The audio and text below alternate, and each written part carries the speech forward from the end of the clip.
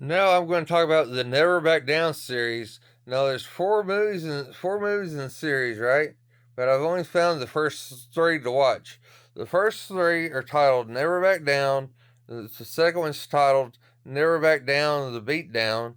The third one is titled Never Back Down, No Surrender. All right, Never Back Down to begin with is a mixed martial arts movie that's kind of like the Karate Kid. It reminds you of the Karate Kid in a lot of ways, because I mean the kids getting in fights, getting picked on, getting beat up.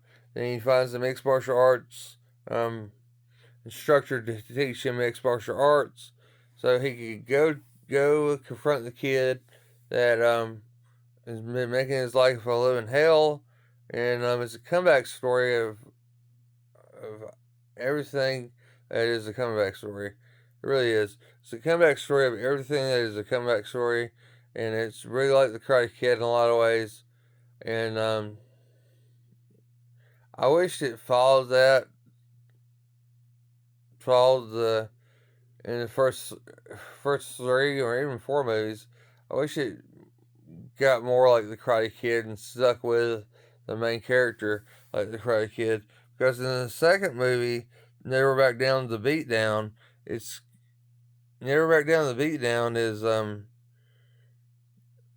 it's about it has one of the guys from the original movie who was the friend of the main character who was just like tagging along. She was just like a tag along character. Um, Creating the Beatdown, which the Beatdown was a mixed martial arts underground tournament that was in the first movie.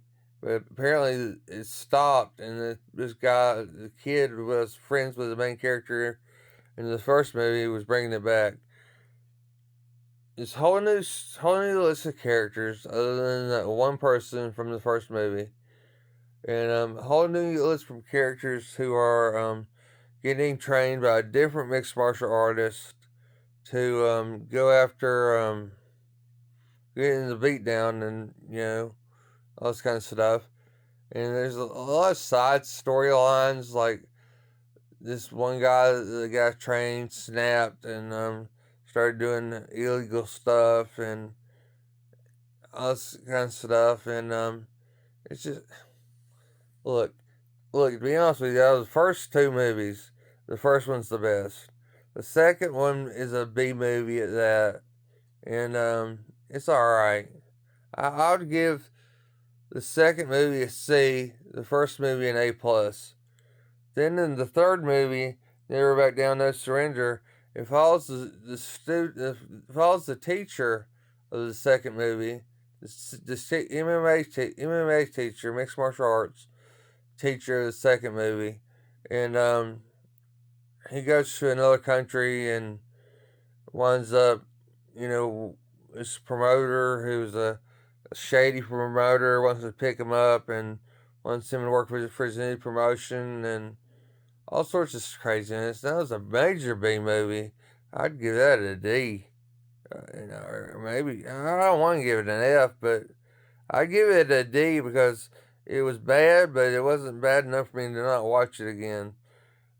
From what I understand, the fourth Never Back Down movie, has nothing to do with any of the first three movies. So I don't know. Maybe one day I'll stumble across the fourth one somewhere on Tubi or something, and be able to bring you some news on that. But if I do, I do. If I don't, I don't. But oh well. There's your Never Back Down trilogy. At least watch the first one. That's all I got to say. At least watch the first one. Now I'm going to move on to Ghostbusters today and what I accomplished watching Ghostbusters 1 and 2.